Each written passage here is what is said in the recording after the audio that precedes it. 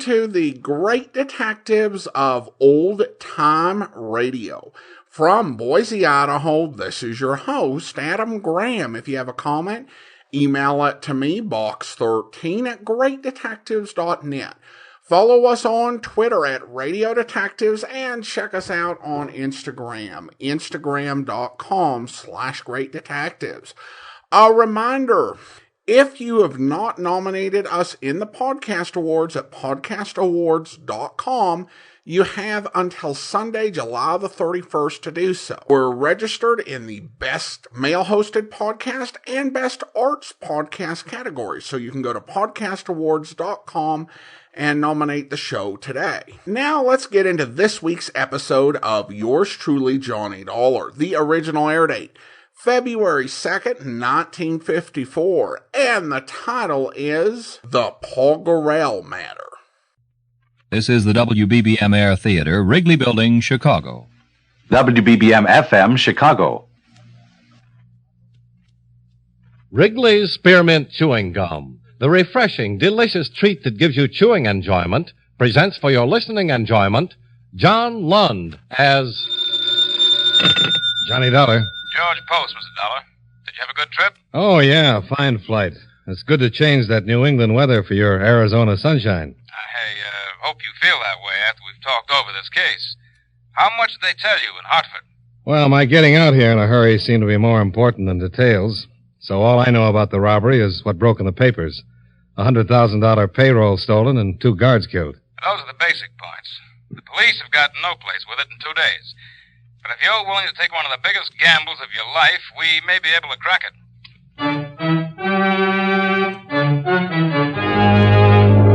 the makers of Wrigley's Spearmint Chewing Gum bring you John Lund in another adventure of the man with the action-packed expense account, America's fabulous freelance insurance investigator. Yours truly, Johnny Dollar.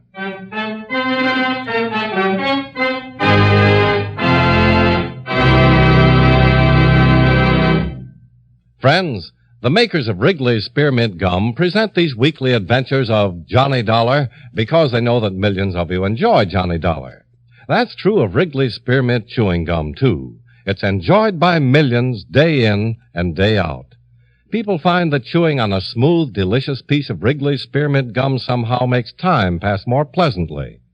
Whether you're working, driving, shopping, or just taking things easy, that good, tasty chewing gives you enjoyment and satisfaction.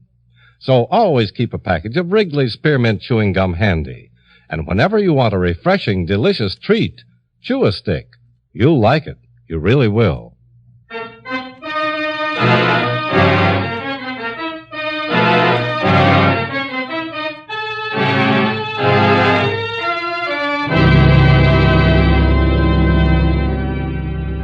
Expense account submitted by Special Investigator Johnny Dollar to Home Office, Plymouth Insurance Company, Hartford, Connecticut. The following is an accounting of expenditures during my investigation of the Paul Gorrell matter. Expense account item 1, $153. Airfare and incidentals between Hartford and Phoenix, Arizona. On the way from my hotel to the Plymouth offices, I noticed that the afternoon papers were front-paging a report of the local killing of an unidentified man. I learned shortly afterward that the murder had an important bearing on my own foreseeable future. The story about it was displayed prominently on the desk of George Post, Plymouth's chief adjuster in Phoenix, when I got to his office. You say that all you know of this case is what you read in the Eastern papers? Yeah, that's right, and as you probably know, there weren't many details. Yes, being that far removed, of course. Here, it's been the worst crime in years. The killing of the 2 guards was needless. They weren't putting up a fight? No. They'd been disarmed with standing with their backs to the killer. They were shot down because there were potential identifying witnesses. Nobody else saw it? Yeah. The story in the lower right-hand corner. Oh, yeah, I saw the headlines on the way over. What about it? This picture here of the dead man, Palovic. He was the only other witness. And the paper doesn't say anything about it? The papers don't know it, and the police don't know it. There were 2 men involved in the robbery. Palovic was one of them. Well, you must have some big reason to hold this kind of information from the police. I have.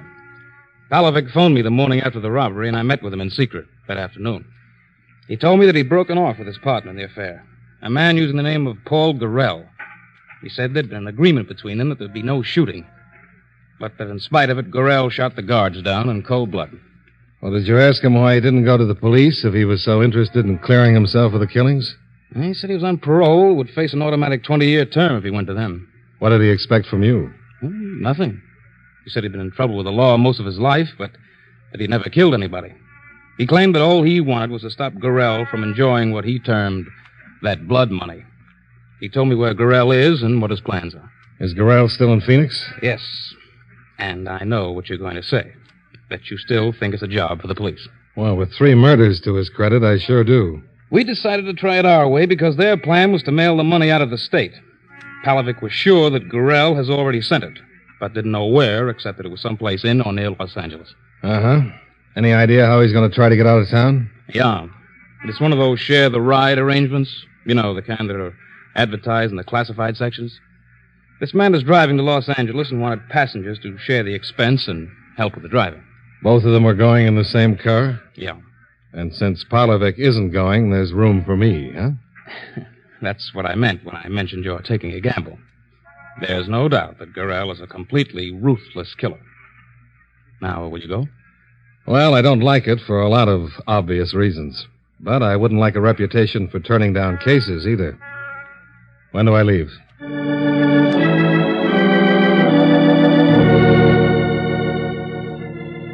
I understood why the company didn't want to involve the police. In their opinion, the chances were that more effort would be spent in apprehending the killer than in tracing down the money. But a big insurance company is one thing, and a private investigator working behind the law's back is another. And that was one thing I didn't like about the matter. Another that rang a little sour was Gorrell's choice of getaway method. The police admittedly had no witnesses and therefore no description. Yet Gorrell was avoiding public transportation. It made me wonder if somebody else could be looking for him.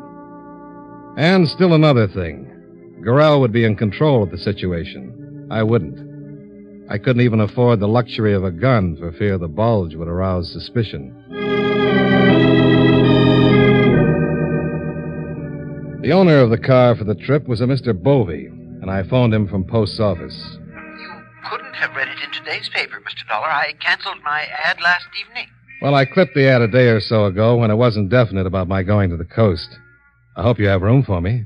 Well, I'm afraid I don't. I already have 2 gentlemen and a lady. Well, but it's a sedan, isn't it? 5-passenger? Yes, but 5 is too many. Uncomfortable for my people. You're sure that all your people are still going? I haven't heard to the contrary. Well, you can't tell about people. Suppose we leave it this way. I'll come out to your house in the morning. If there's room for me, I'll go. If there isn't, I won't. Is that okay? Well, if you want to take a chance, but don't expect to crowd in. I know from experience 5 is too many. All right, Mr. Bovey. I'll see you in the morning, then. Goodbye. Goodbye. I suppose that was the only way to handle it. But how is Gorrell going to react to your being there? No, I don't think it'll change things.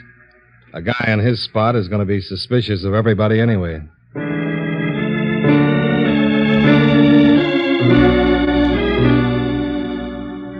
At 9 the next morning, I arrived at Bovey's address in a Phoenix suburb. He left me in a seedy living room while he put his luggage in a car that was parked at the curb in front of the house. And a minute after he came back in, the doorbell rang, and he let Gorrell in. Just leave your luggage by the door, Mr. Gorrell. Your friend, he's not with you. Sutter came up. Some business deal, so he couldn't come. But why didn't he let me know? Yes, he figured I would, because I made all the arrangements with you. And all the time I thought he'd call. Well, Mr. Dollar, did you hear that? Yeah, looks like I'm in luck. This is Mr. Gorrell. How are you? Hi, how are you? Mr. Dollar came this morning just on the chance that this might happen, so there'd be room for him. What, that somebody wouldn't show up? He must be psychic or something. Oh, no. Guy's got to get the breaks once in a while. Well, you two get acquainted while I pack the luggage. You, live here in Phoenix? No, I'm from the East. Connecticut. You travel all the way out here this way? I mean, in people's cars like this? Not all the way. I think I'll go outside, see what's going on. I don't want Bovey scratching my bag up.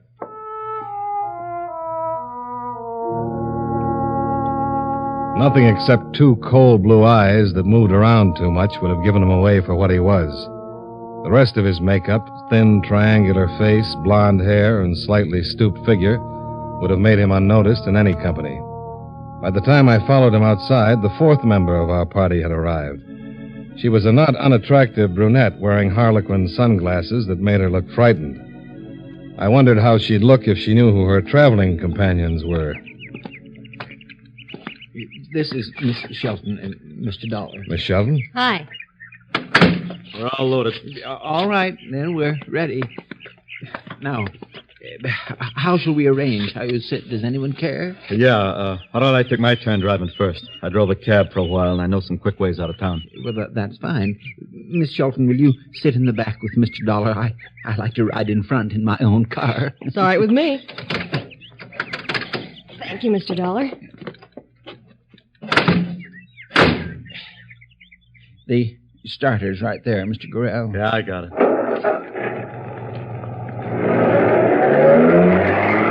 Well, now, I'd say we got a nice early start. Which way are you going, Mr. Gorrell? North on Mission Drive? That's right. I turn off on Northern and hit the highway. Miss that long stretch of traffic out towards Peoria. Yes, but now, this is out of the way. It just seems like it. You leave it to me. I know this town like a book.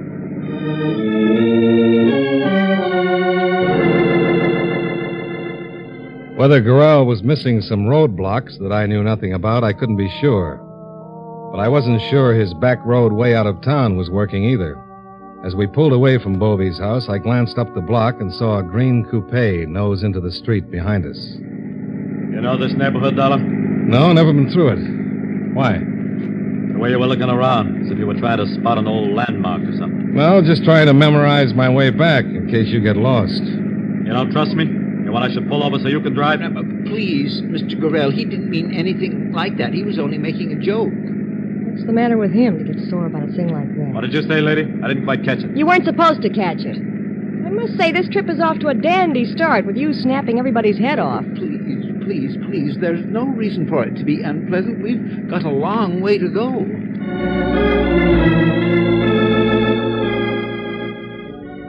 That evening, with Bovey driving, we were approaching Blythe on the California border when the car began to heat up. By the time we found a garage on the outskirts of town, it was almost dark. The report from the mechanic was that the water pump had gone, that he couldn't get a replacement until morning. I expected an outburst from Gorrell because of the delay, and I was surprised at his reaction to Bovey's apology. Oh, I just don't know what to say. I had the car gone over yesterday, and they told me everything was fine. Not your fault, Mr. Bovey. Nobody could see inside that pump. Oh, but I'm so sorry about the delay. Nobody's worried about me. For me, I'm glad it happened. I had enough of the road. And I could use a good night's sleep. Well, I don't feel so bad then. The mechanic said the motor court in the next block is a nice place. Shall we go look at it? Why not? We might as well. All right, come along then. Wait a minute. What's the What, matter? Mr. Gorrell? Let me get on the inside. I can't let them see me. He wanted to run as the green coupe slowly came abreast of us, but he didn't. I expected gunfire, but none came. Only the beam of a flashlight that held briefly on Gorrell and then snapped off. I spotted two men in the coupe as it rolled away from us. Then I turned with Bovey and the girl to see how Gorrell would explain himself. Sorry. I thought it was somebody I knew. Somebody I didn't feel like talking to just now. He didn't realize how lame the excuse was. I didn't think the others saw it, but from where I stood, I watched his hand streak for the automatic he wore under his arm. It was an instinctive move that he wasn't even aware of making. But from a man who had been relaxed and confident of a getaway, he'd turned back into an unpredictable killer.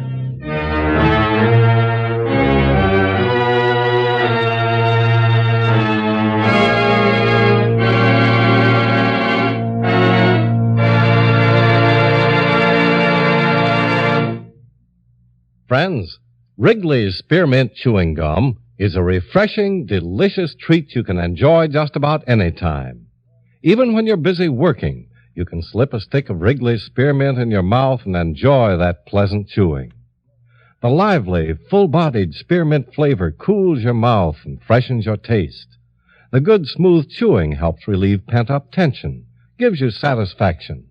As a result, you seem to feel more relaxed and get more enjoyment out of what you're doing. So enjoy chewing Wrigley's spearmint gum while you work and at other times, too.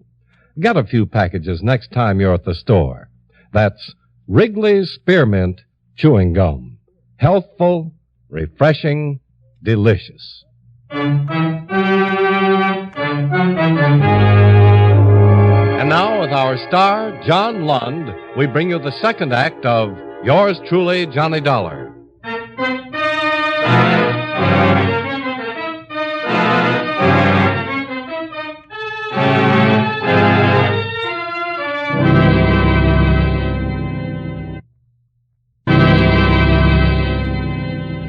I wanted to report the whole thing to the local police.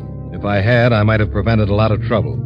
But I didn't. We checked into the motor court, and about 20 minutes later, Gorrell showed up at my room. Has Bovey been to see you? Why, no. The dame? No. I figured they might on account of that performance I put on out there. The truth is, I got in some trouble in Phoenix, and my nerves aren't so good. That's okay. I'm not curious. Yeah, well, I didn't want you to think I'm nuts or anything like that. I thought maybe you could tell the others.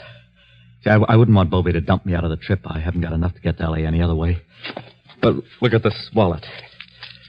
See? A single and one fin. That's my stake. That's running pretty close. I wish I could help you out. No, I'm not making a touch. I can scrape up some when I hit L.A., but, well, I'd like it if you told the others. It's up to you. Yeah, you see, I got into a card game with these two guys in Phoenix. I was drinking. I let the stakes get higher than I should have, and I lost more than I could pay. So, I ran out on them. Those were the men that drove by? Yeah, I'm pretty sure they were. Well, if they followed you this far, don't you think they'll follow you the rest of the way? I don't know. Say, you got anything lined up out there? Oh, nothing definite. Why? Well, if they're still on me, maybe I could use some help getting things straightened out, you know? I'd make it worth your while. What kind of help? We'll see how things stack up when we get there. Anybody that travels like this could use a few extra bucks. You can't kid me there. Yeah, that's right. Okay. You tell Bovey and the dame what I said. And then maybe you and me can give each other a hand. Maybe. Well, I'll see you in the morning. I hear we're going to get an early start.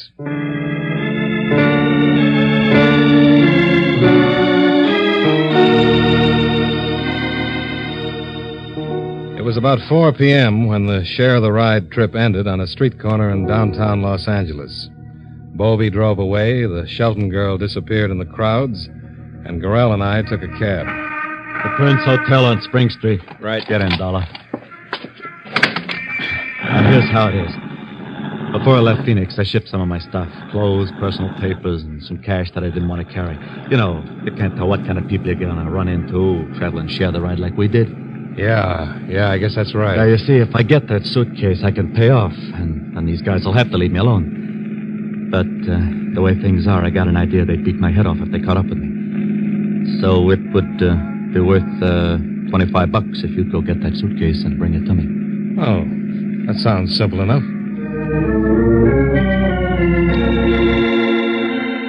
I figured his pitch was based on desperation rather than stupidity. He knew he was still being followed, or he never would have trusted a stranger with $100,000 that had already been worth 3 killings. And his letting me get this close to it made me wonder whether the 4th killing wasn't already in his mind.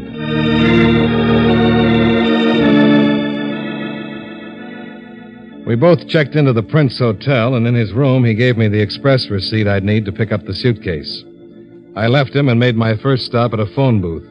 I called the police, told them my story, and arranged to meet a plainclothes sergeant from homicide a block away from the express office.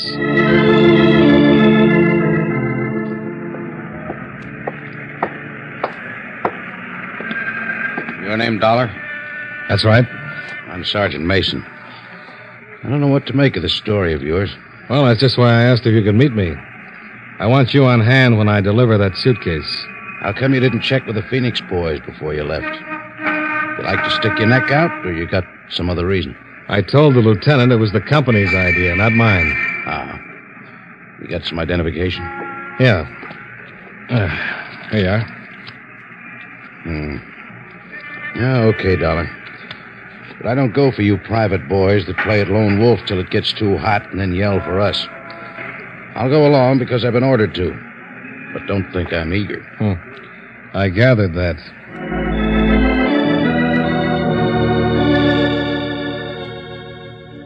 I took delivery of the suitcase without a hitch.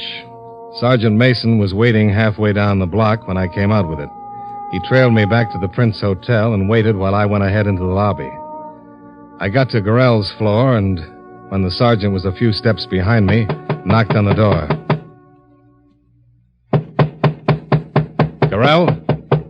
Gorrell? It's Dollar. Should try the door.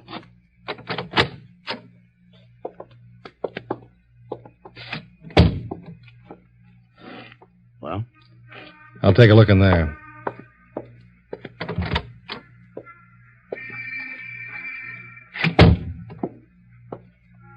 Well, his stuff's still here.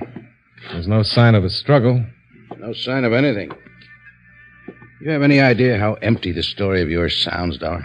Yeah, I suppose it does. But how about coming to my room? We'll get this suitcase open. No, not with me there. If you'd played it level with the Phoenix police and we had a go-ahead from them, yes. But I've got no right to break into somebody's personal property on your say-so. You're leaving? That's right. And if your story's true, I feel sorry for you. I'd hate to be playing it alone. But officially, you've given me nothing but a trip across town and some talk. I gotta have witnesses and evidence to work with. If you come up with some, just call the department.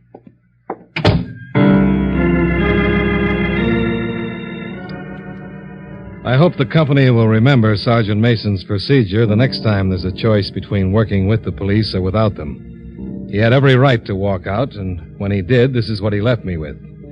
A, the obvious possibilities involving the suitcase and whoever was after it, and B, the fact that returning to Phoenix with the money and without Gorrell would put me in the light of aiding and abetting the escape of a murderer.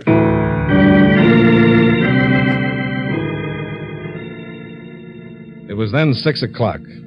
I checked Gorrell's suitcase at a bus station a short distance away. Then I grabbed a quick sandwich and went back to my room to wait. At 7:45, there was a knock on my door.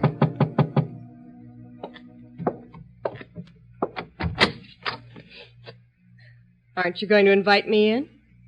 Oh, sure. Sorry. You knocked me off balance a little. Come on in, Miss Shelton.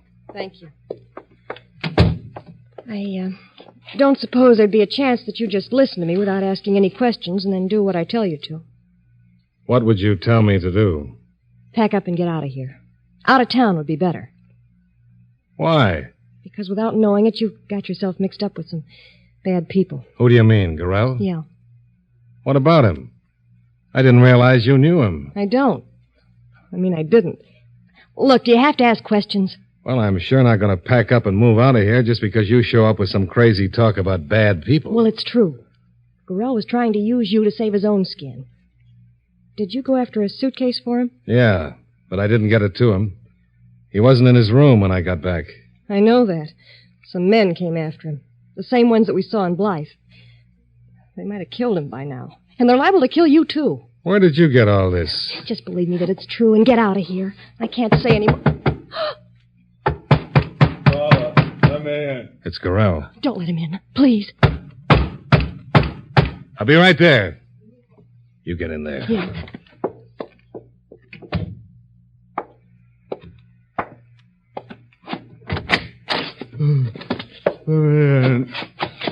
What happened to you? Got away from him. Came for my suitcase. Got it. Wait. Gorrell.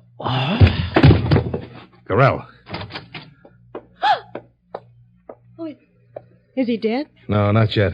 Get my coat off the bed so I can stretch him out. Now, maybe you'll believe me. I gotta get out of here. Oh, no, you don't. Look, I didn't have to come here to warn you. I was trying to do you a favor. Is this what I get for it? I'm sorry, but I can't let you go. Not with a man dying of gunshot wounds in my room. I've got to have some answers for the police. And it looks like you're the only one who can give them to me. I was roped into it like you. I didn't know what it was all about. But you do now? Yeah, and I don't want any part of it. 2 guys I knew in Phoenix paid me $200 to take the trip from Phoenix and follow Gorrell when we got here. I was broke, and they said it was only a gag of some kind, so I took them up on it. Those the 2 guys in the coupe? Yeah. Then when they got Gorrell tonight, and I heard them talking about robbery and killing, I began to catch on. They were the ones that pulled that payroll robbery in Phoenix. You didn't know till then? I sure didn't. Look, I'm no angel, but I'd never have anything to do with this kind of business. Now, what's the rest of it? Well, there were 4 of them that planned it, but Gorrell tried to get away with the money by himself. They mentioned something about a phone call from somebody named Palavic. Well, that's all I know. Uh-huh. When they had Gorrell tonight, they were trying to find out where the suitcase was? Yeah, that's right. They were hitting him and saying they'd kill him. But all he'd say was that somebody else had it. I figured it was you, and that's why I came. I tried to help you. Now, how about it? Can I go? Yeah. And you'd better take the same advice you gave me. Go and keep going. You know too much about this mess.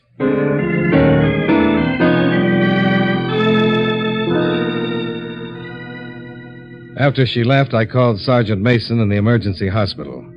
Gorrell was still unconscious when I opened the door about 15 minutes later. I assumed it would be Mason, but it wasn't. Back in the room, Dollar. I've got you. Is he dead? He's close to it. Did that automatic put him where he is? Stay out of what's none of your business, and you won't get some of the same. Gorrell made it my business. He talked before he passed out. That's too bad. Did he tell you he chalked up another killing to his credit tonight? Oh, I guess he forgot that. The one who came with you from Phoenix? A friend of mine. I've lost 2 of them over this, so don't you try to play it smart. You know what I'm here for. You can look the place over. You won't find the suitcase. You picked it up. Where is it? Look in the top right drawer of the bureau. Why?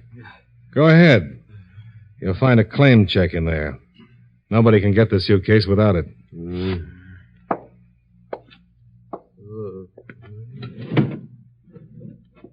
This don't say where it is. Where did you leave it? It's in a bus station. If you leave by the rear door, you go down the alley to the... You keep quiet. Dollar? Funny, you ought to be. Quiet. Guess not. We'll check downstairs. Harris. Shut up, I'll get you. No, turn away.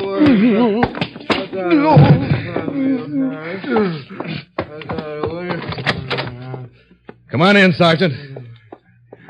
God, I've been knocking. Why didn't you answer? Huh? Which one's which? That's Gorrell on the bed.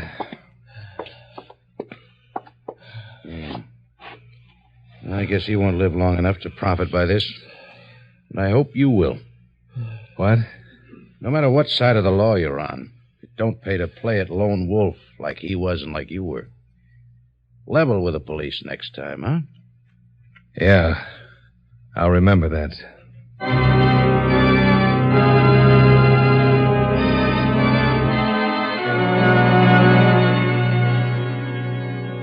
Expense account item 2, $63.80. Miscellaneous between Los Angeles and Phoenix. Item 3, same as item 1, transportation back to Hartford. Expense account total, $369.80. Yours truly, Johnny Dollar.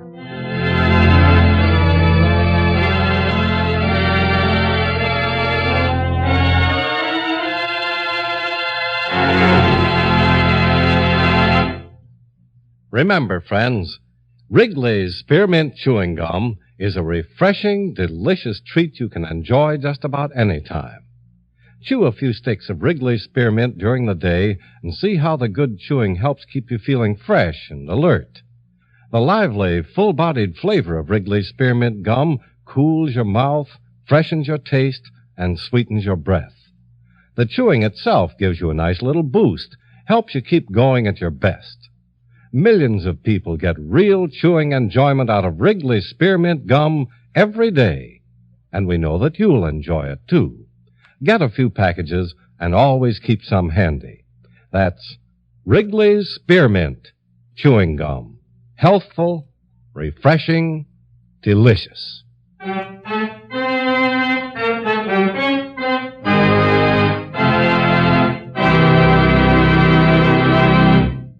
Yours truly, Johnny Dollar, brought to you by Wrigley Spearmint Chewing Gum, stars John Lund in the title role and was written by Gil Dowd with music by Eddie Dunstetter.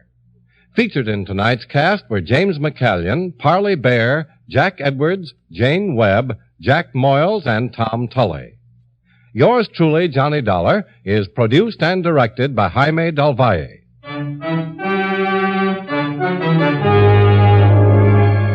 The makers of Wrigley's Spearmint Chewing Gum hope you enjoyed tonight's story of Johnny Dollar and that you're enjoying delicious Wrigley's Spearmint Gum every day.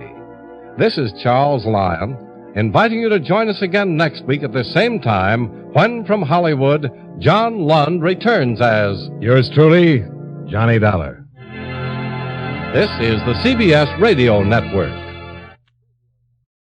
Welcome back. This is one of those John Lund episodes that I really had a strong memory of because it had a really interesting premise. I've listened to literally thousands of episodes of detective programs, and I've never heard this idea of a criminal making a getaway using a share the ride.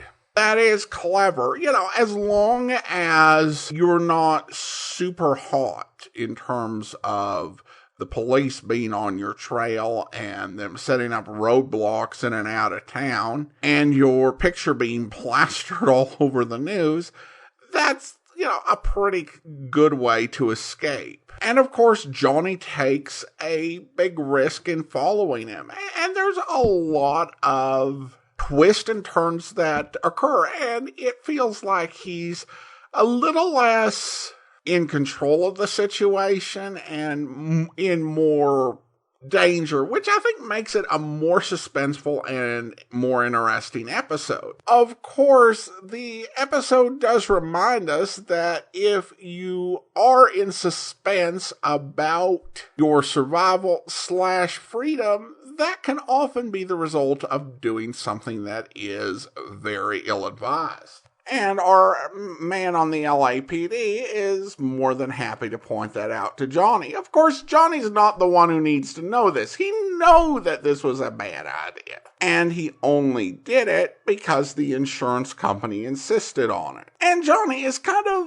almost passively, aggressively passing on the lecture to the insurance company. And I hope you will think about this the next time you have this sort of stupid idea of not telling the police. Now, of course, Johnny does have a real conflict here that he states pretty openly because he's an independent insurance investigator, so he kind of relies on having a reputation for being flexible and cooperative and taking cases. Then again, there's the risk of having a reputation for being a soft touch for taking on every stupid idea from insurance company executives who have never had any practical experience in law enforcement or doing investigations. One kind of good middle ground solution would be to say, well, what you've proposed is incredibly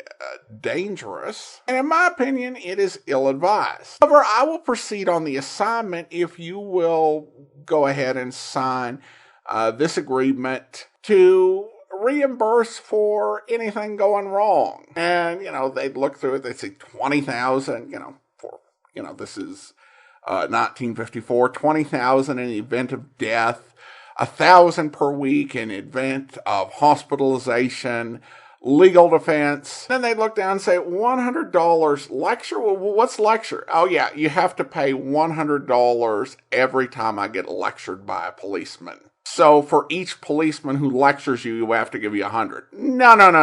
I want it to be per lecture. Because, you see, this thing that you're asking me to do is so ill-advised that the same policeman's going to give me multiple lectures, I'm sure, if this goes wrong. So just go ahead and sign here. And maybe they might think, maybe this is not as good an idea because there's, risk to the insurance company. And it's not just the risk to Johnny Dollar's life, which that company probably doesn't have the policy. In all seriousness, though, I do like the idea because I think it adds a little depth of realism to Johnny's job and the, tension that could arise. And I thought it was an interesting idea of drawing the parallel between Johnny and Gorrell as people on two different sides of the law who each decided to play the lone wolf. And I kind of wondered, would he agree to do this exact sort of thing again, given what happened? Again, this is one of my favorite episodes of this era, and I hope that you enjoyed it. All right, well, now let's go ahead and thank our Patreon supporter of the day. Thank you to Greg, Patreon supporter since April of 2020, currently supporting us at the Seamus level of $4 or more per month. Again, thanks so much for your support, Greg. And that will actually do it for today. If you are enjoying this podcast, be sure to rate and review it wherever you download your podcast from. And remember, you can nominate us for Best Male Hosted or Best Entertainment podcast, or both, at podcastawards.com before Sunday, July 31st.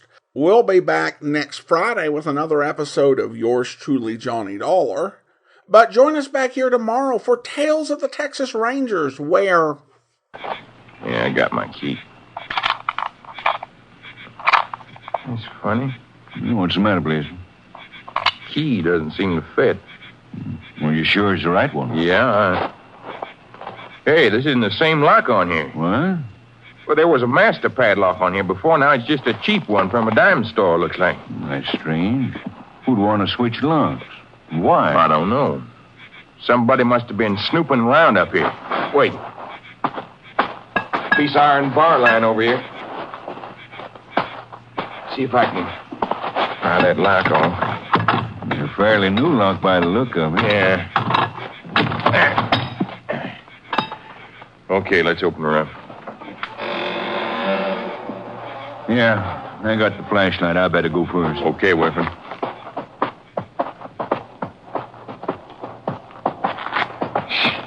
Sure wet in here. Yeah, these drifts collect a lot of moisture when the mine's not in use. Blazer, what's the matter, Whiffen? Look, they're on the ground in front of us. Holy smoke, a skeleton. The clothes just about all rotted away. And a different padlock on the entrance. Looks like somebody didn't want the skeleton found, Wilfred. Yeah, and if you'll take a look at the skull, you'll see why. Hey, it's all bashed in. It sure is. The club or a rock by the look of it. Yeah, whoever that was. Look. I hope you'll be with us then. In the meantime, do send your comments to Box13 at greatdetectives.net. Follow us on Twitter at Radio Detectives and check us out on Instagram, instagram.com/greatdetectives. From Boise, Idaho, this is your host, Adam Graham, signing off.